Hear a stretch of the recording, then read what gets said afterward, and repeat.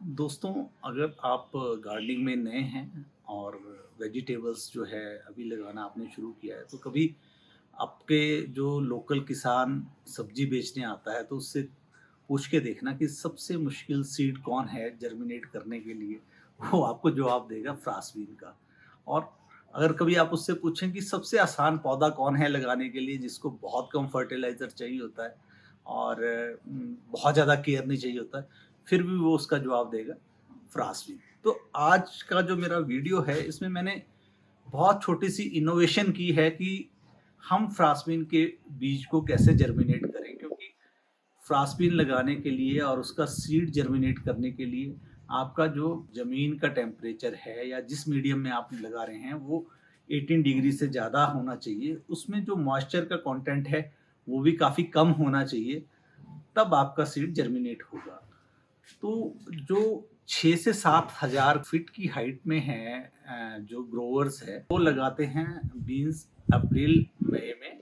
और हम सेकंड जो उसकी क्रॉप ले सकते हैं वो अगस्त में लगा के दिसंबर तक क्रॉप ले सकते हैं। जो लोअर एरिया के हैं वो फेब के लास्ट में लगाते हैं, और वो दूसरी जो क्रॉप है वो सितंबर में लगाते हैं। तो जो फ्रांसबीन के लिए जो हमारे जो आइडियल टेम्परेचर है वो है 18 से 27-28 डिग्री सेंटीग्रेड। बीन्स जो किसान लोग लगाते हैं पर्टिकुलरली थोड़े हायर हिल्स में, तो वो कई बार 5-5 बार बीन्स लगाते हैं और उनका जो सीड जो है वो खराब हो जाता है, उसमें फंगस लग जाती है। उसका जो क्राउन ऊपर से आता है, जो पौधा आता है, उसमें पत्ते नहीं आते। तो किसान लोग इससे बड़े परेशान होते हैं और उनकी जो मैन आवर्स है बहुत ज़्यादा बढ़ जाते हैं। मेरा जो ये वीडियो अगर किसान लोग देख रहे हैं, वो भी इससे फ़ायदा उठा सकते हैं। एक एग ट्रे में जो है वो 30 एग आते हैं, तो हम हर एक एग ट्रे में हम 30 ही लगाएंगे। फ्रांसबीन के जो ये बीज है मैंने लोकल जो सीड वेंडर है उससे लिए हैं। तो ये लोकल वेंडर से ही आपको सीड लेने चाहिए। जो आप ऑनलाइन सीड खरीदते हैं उसकी कोई गारंटी नहीं होती, क्योंकि जो लोकल वेंडर्स है उनकी रेपुटेशन स्टेक पे होती है और ये बीज फ्रेश भी होते हैं। ये मैंने 20 रुपीज़ के मैंने ये बीज लिए हैं। ये 60 मैंने सेलेक्ट कर लिए और इसमें फंगस बहुत लगती है जर्मिनेशन के टाइम। तो ये देखिए कार्बेंडाजिम लिया है मैंने, ये फंगी है। और ये देखिए ये ग्रीन है, इस पे जो निशान है।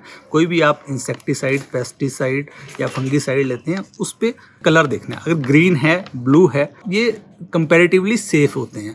ये इसके जो ट्रेसेस है वो आपके पौधे में बहुत कम या नहीं भी आते हैं। तो इसमें अगर रेड वाला आपको कोई भी पेस्टिसाइड या फंगीसाइड मिले या इंसेक्टिसाइड मिले, काइंडली उसका यूज़ ना करें। तो इसमें मैंने 60 लिए हैं, तो इसमें थोड़ा सा फंगीसाइड मिला लें, एक चुटकी, और इसको अच्छी तरह से मिला लें। अब इसको 3-4 घंटे के लिए रख दें या एक नाइट के लिए रख दें, ऊपर से ये बंद कर दें, इस तरह से हिला लें। कल हमने ये 60 सीड्स में फंगीसाइड डाला था।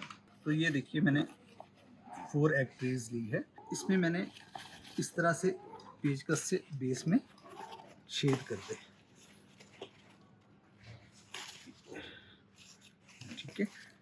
हर एक होल में छेद होना चाहिए और इसको जो है ऊपर से ऐसे कट कर दे, हल्का हल्का कट करना है, ज़्यादा डीप नहीं। ये देखिए ऊपर से मैंने कट किया है इसको, देखिए इस तरह से कट होना चाहिए, नीचे तक नहीं कट होना चाहिए, ताकि जब आप इसको सेपरेट करें तो आराम से सेपरेट हो जाए। 2 ट्रेस को इस तरह से मिला दें, ये इस तरह से, ये एक्चुअली ये इससे पक्की हो जाएगी। और इसमें थोड़ी थोड़ी मिट्टी जो है ये भर दें, बिल्कुल थोड़ी थोड़ी, जस्ट होल बंद होने चाहिए। ये थोड़ी थोड़ी मिट्टी भर दें। अब इसमें हर एक होल में एक एक बीज डाल दें और इसमें फिर मिट्टी डाल दें। देखिए आप ये मिट्टी देखिए थोड़ी सी मॉइस्ट है, बिल्कुल सॉगी बिल्कुल नहीं मिट्टी होनी चाहिए, नहीं तो आपकी खराब हो जाएगी।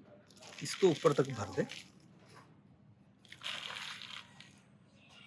बिल्कुल हल्का मॉइस्चर होना चाहिए। और कई लोग तो इसमें वर्मी कंपोस्ट और कोकोपीट का मिक्सचर यूज़ करते हैं, पर मैं मिट्टी ज़्यादा प्रेफर करता हूँ, क्योंकि इसमें मुझे इसको 1 महीने तक जो है इसको फीड चाहिए, और मिट्टी में बहुत अच्छे न्यूट्रिएंट्स होते हैं। इस मिट्टी में मैंने कोई भी खाद नहीं मिलाई है, ना इवन वर्मी कंपोस्ट या जो कॉ डंग की कंपोस्ट हम बनाते हैं उसको भी ना मिलाई है। और इस तरह से इसको भर दें। देखिए मैंने एक पहले से ही भरी है, और इसको इसके ऊपर रख दें। ये आपकी सीडलिंग ट्रे तैयार है। इसको ऊपर से किसी चीज़ से भी कवर नहीं करना है। अगर आप इसको कवर करेंगे तो बीज जो है सड़ सकता है। इसको बिल्कुल एयर चाहिए। और मैंने नीचे जो ये ट्रे रखी है इसलिए रखी है कि मुझे 1 मंथ का पीरियड चाहिए, कि 1 मंथ तक जो है मेरे जो किचन गार्डन है वो पूरी तरह से तैयार हो जाएंगे लगाने के लिए, और इसकी ग्रोथ भी बड़ी अच्छी आ जाएगी। ये 2 ट्रेज जिसमें 60 जो हमने बीज लगाए थे, तो आप देखिए वो सारे आगे हैं।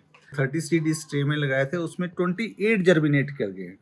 तो ये बहुत अच्छा सक्सेस रेट है। इसको मैंने बिल्कुल हल्का सॉयल रखा था इसमें, जिसमें लो मॉइस्चर कंटेंट था, और उसके बाद जो है मैं इसके 2 दिन बाद इसको हल्का हल्का पानी दिया, ऐसे हल्का सा इस तरह से पानी देना। अगर ज़्यादा पानी आप डालेंगे तो ये जो एग ट्रे जो है वो डिकम्पोस्ट हो जाएगी, और आप फिर इसको रिप्लांट करना बहुत मुश्किल हो जाएगा अपने किचन गार्डन में या अपने खेत में।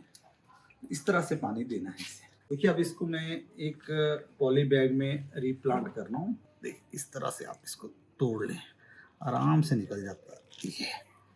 और इसको इस एग ट्रे के जो कागज है उसी के साथ आप लगा दें। ये 2-4 दिन में जब मिट्टी के नीचे जाएगी तो डिकम्पोस्ट हो जाएगी।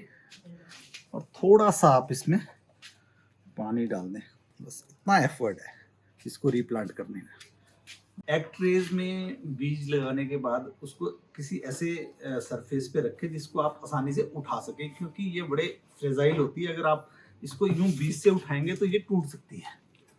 तो ये मैंने एक थर्मोकोल की शीट मेरे स्टोर में पड़ी थी, उसको यूज़ कर रहा हूँ मैं। तो इसको अब हम अपने किचन गार्डन में लगाएंगे। पौधे का एक दूसरे के बीच जो डिस्टेंस होना चाहिए वो अराउंड 8-9 इंच से कम नहीं होना चाहिए, और इसको बहुत ज़्यादा नीचे भी नहीं आपने लगाना है। जितना ओरिजिनल एग ट्रे में था उतना ही लगाना है। और जो रोज़ का जो डिफरेंस है वो 1 फीट से कम नहीं होना चाहिए, तभी ये ढंग से फैल पाएगी।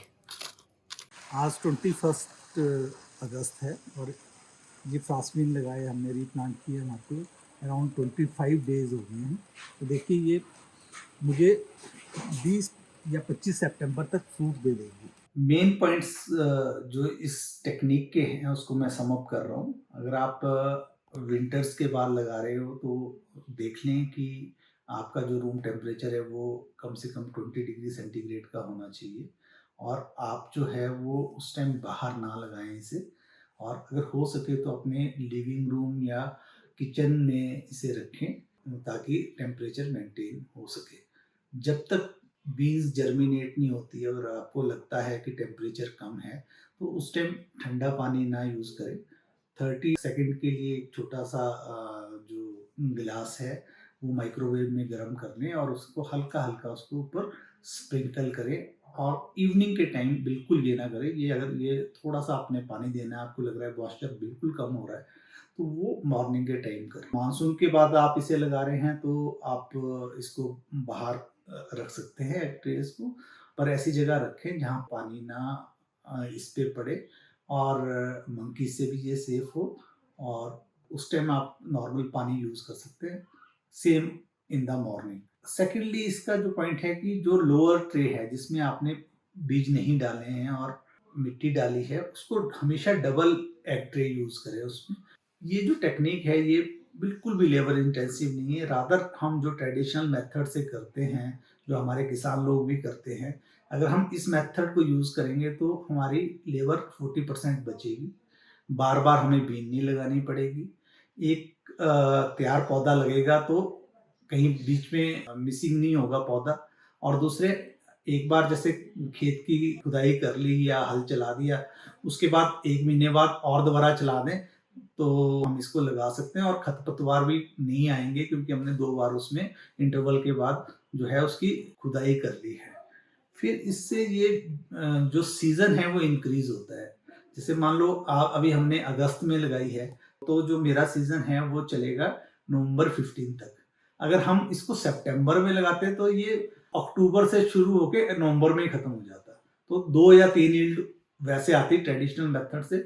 इसमें मैं कम से कम 5 यील्ड लूँगा और हर एक जो प्लांट से हैं मुझे शायद 400 से 500 ग्राम जो है वो बीन्स इस सीज़न में देंगे और ये जो आफ्टर विंटर्स है वो उस टाइम यील्ड और ज़्यादा बढ़ जाती है। तो आप जो है इस तरह से बीन्स लगाएँ और अगर आपकी 4 या 5 लोगों की फैमिली है तो अगर आप पॉली बैग में भी लगाते हैं तो 1 ट्रे काफ़ी है एक घर के लिए। मतलब 30 पॉली बैग्स आप लगा लें। एक बार की इन्वेस्टमेंट है 300 का रुपए आपके लगेंगे उन पॉली बैग्स को खरीदने के, बड़े वाले जो मैंने आपको बताए थे।